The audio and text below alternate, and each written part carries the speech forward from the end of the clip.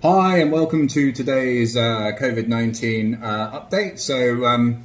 I had a conference call today with Christian Nolting, who is the Chief Investment Officer at Deutsche Bank. As you know, I've given you a few updates from both them and Julius Baer over the last few weeks.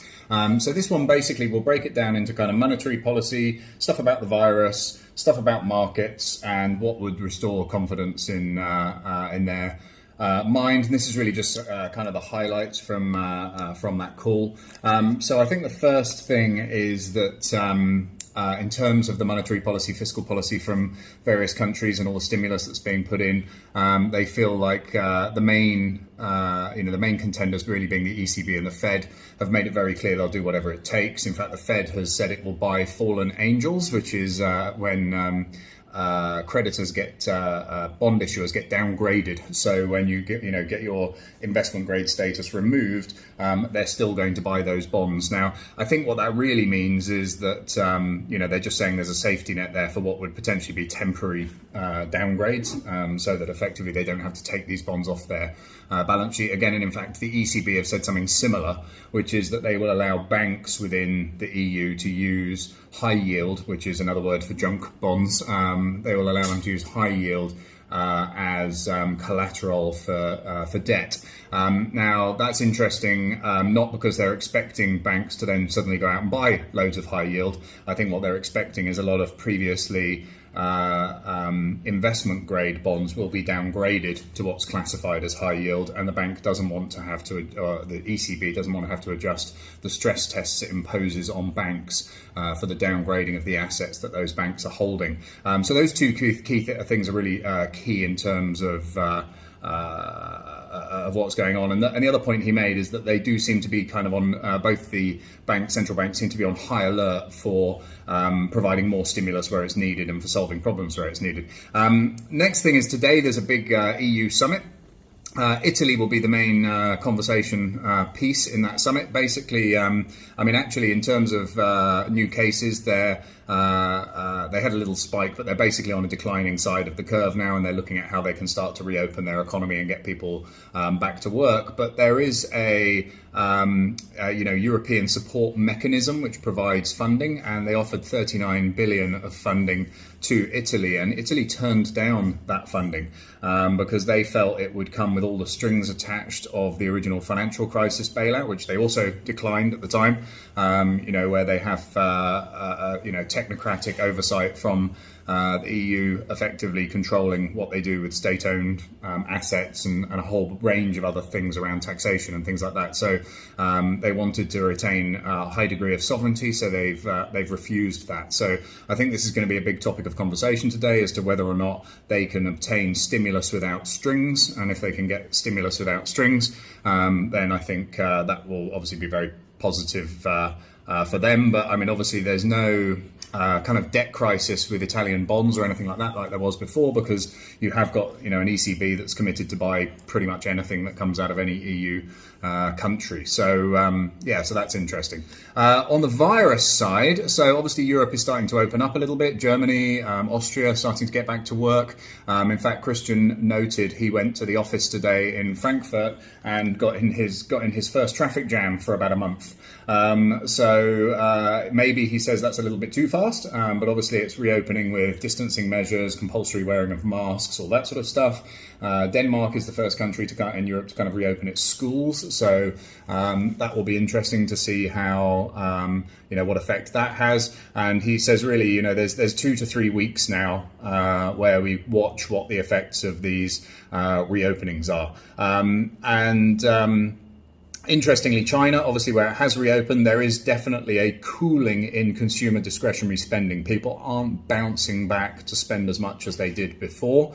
And so that's a concern for other countries when they lift the blockade. It doesn't seem like there's this party go out and spend feeling, which everyone is hoping for, that maybe people will still be a little bit cool to things. But you also have to remember that China is a massive I mean, it's got a huge domestic economy, but it's a massive export market. They do rely on the rest of the world, and the rest of the world is, while the rest of the world is shut down, it will take China time to recover. So then on the market side, what the interesting observations there, I guess, were obviously everything is starting to reopen at the moment, but there's a very good chance that when things reopen, if there's a big spike in cases, they might have to do a quick lockdown again. And he doesn't feel that the markets have really priced that in. The markets have priced in a slow and gradual reopening and some sort of normality in the second half of the year. So if there is an economy that kind of opens up and then has to go into a hard lockdown again, he doesn't feel that's really priced into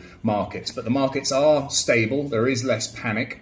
They are still what they describe as underweight risk, which means they're not as heavily exposed to shares and equities. So, they're going to remain underweight risk assets until they see how the reopenings start to manifest themselves. But again, a bit like everybody is saying, focus on quality and trade the volatility.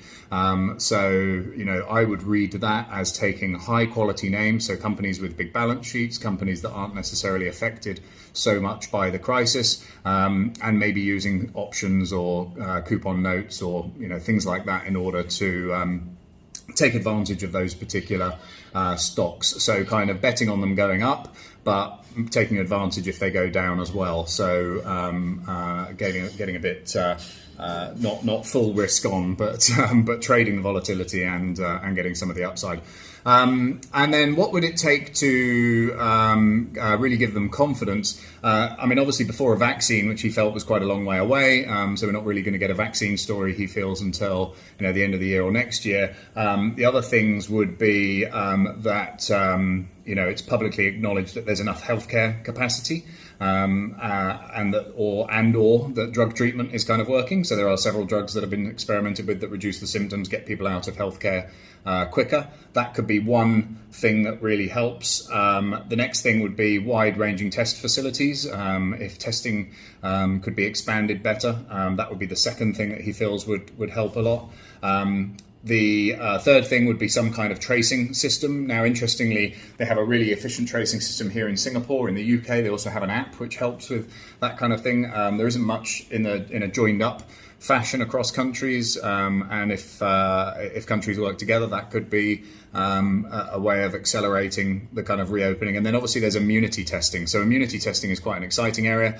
Obviously there's a bit of a grey area at the moment as to whether or not you can actually be immune from this. So let's see if it's possible to test for immunity, and if immunity is indeed a thing, if the antibodies do actually give you immunity, because if they do, that could be almost like a green card, like I'm immune, I can go back to work type of thing. I'm allowed to go to the cinema because I've got my special wristband.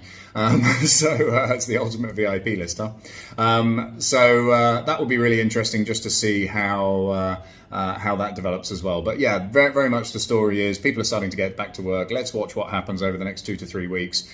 Be wary that there could be a re-locking down. If there's a re-locking down, that could have quite an adverse effect on confidence in the market. But basically, we are in a phase of returning to whatever the new normal is that comes out the other side of it. And then just a quick final point I mentioned. The recession is going to be very deep. It's going to be much deeper than the 2008-2009 recession in terms of total drop in companies' performance. But it's mainly a service sector recession, whereas most recessions start in manufacturing sectors, and service sector recessions tend to recover much more quickly. So they believe that there is that opportunity for a quick bounce back. So I think there is quiet optimism, but let's see how the unlocking starts to work. So thank you very much. I've got a Q&A tonight, 9 p.m. Singapore time. It's about 1 or 2 o'clock in Europe, depending on what country you're in, and 9 a.m. in New York. I'll be going on live on Instagram, answering some questions about roll-ups from the webinar I did the other day.